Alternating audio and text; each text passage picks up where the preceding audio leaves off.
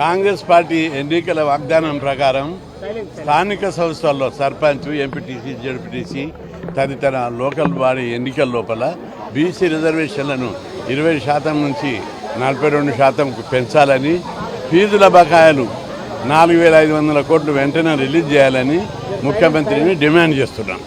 Congress party తన వాగ్దానాన్ని, రాహుల్ గాంధీ ఇచ్చిన హామీని, వాగ్దానాన్ని తుంగల దొక్కి బీసీలను అణచిపెట్టడానికి కుట్రలు జరుగుతున్నాయి. 9 నెలలైంది అధికారంలోకి వచ్చి, ఇంతవరకు కులగణనకు ప్రాథమిక చర్యలు కూడా తీసుకోవడం లేదు. వాళ్ళ మీద మాకు పూర్తి డౌట్ ఉంది. ఎందుకంటే బీసీలను అణచిపెట్టే ప్రోగ్రాం వాళ్ళు చేపట్టారు ఆల్రెడీ.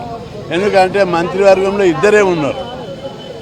పిసిసి అధ్యక్షుడిని రాహుల్ గాంధీ గారు చొరవ తీసుకొని ఇచ్చిండు, అందుకు వెల్కమ్ చేస్తున్నాం.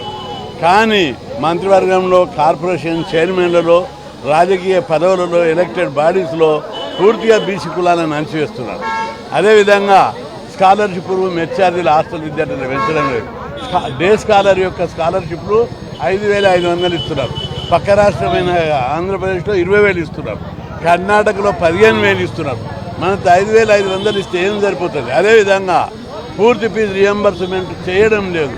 పూర్తి ఫీజులు రియంబర్స్మెంట్ చేయాలని, ఏ నిబంధన లేకుండా విద్యార్థులకు పూర్తి ఫీజులు ఇవ్వాలి, స్కాలర్షిప్లు 20,000 ఇవ్వాలని చెప్పి డిమాండ్ చేస్తున్నాము. అదేవిధంగా హాస్టల్ సౌకర్యాలు కూడా మెరుగుపరచడం లేదు. అది బీసీ వెల్ఫేర్ డిపార్ట్మెంటు పేరుకే బీసీ వెల్ఫేర్. అందరు యాంటీ బీసీ వాళ్ళని అక్కడ డైరెక్టరేట్లో, సెక్రటరేట్లో జమ చేశారు. బీసీలను అణచిపెట్టే ప్రోగ్రాం పెట్టుకున్నారు. కాబట్టి అధికారులందరినీ ప్రచారం చేయాలి.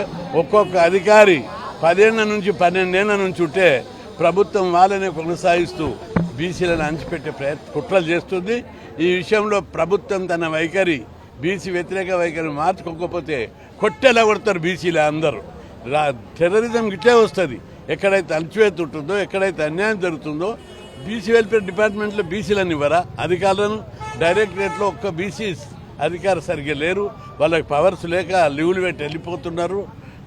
యాంటీ బీసీ చర్యలకు పాల్పడమని పైనుంచి ఆదేశాలు వస్తున్నాయి వాళ్ళకు, బీసీ వ్యతిరేక చర్యలకు పాల్పడమని. కాబట్టి ప్రభుత్వం తన వైఖరి మార్చుకోవాలి.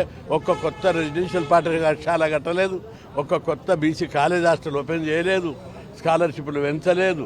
బీసీలను చదువుకోకుండా గొర్రెల కాడికి, బర్రెల కాడికి పంపేటట్టు కుట్రలు చేస్తున్నారు. అందుకే ఈ వైఖరి మార్చుకోవాలని ప్రభుత్వాన్ని హెచ్చరిస్తున్నాం. మాకు 76 ఏళ్ళు అయింది ఈ రాష్ట్రంలో స్వతంత్రం వచ్చి. ఒక్కసారి కూడా 32 మంది ముఖ్యమంత్రులు మనం తయారు చేశారు. ఒక్కసారి కూడా బీసీలు కాలేదు. 17-18 సార్లు రెడ్డిలు అయ్యారు, 3 సార్లు వెలుమలయ్యారు, 4 సార్లు కమ్మలయ్యారు. కానీ బీసీలకు ఒక్కసారి కూడా అవకాశం రాలేదు. బీసీలకు కూడా అవకాశం రావాలని ప్రజలు కోరుకుంటున్నారు. కులగణన చేసి రిజర్వేషన్లు వెచ్చకపోతే తప్పనిసరి రాష్ట్రంలో తిరుగుబాటు వస్తుంది, అజ్ఞానం మండుతుందని చెప్పి ప్రభుత్వాన్ని హెచ్చరిస్తున్నా. ఎన్ని రోజులు బీసీలను అని చేస్తారు మీరు? అరే మీరే ముఖ్యమంత్రులు, మీరే మంత్రులు, మీరే ఎమ్మెల్యేలు, మా బీసీలు సర్పంచులు కావద్దని చెప్పి హెచ్చరిస్తున్నాం. ఈ వైఖరి మార్చుకో, బీసీ వ్యతిరేక వైఖరి, లేకపోతే రాష్ట్ర వ్యాప్తంగా అజ్ఞానం మండుతారని చెప్పి హెచ్చరిస్తున్నాం.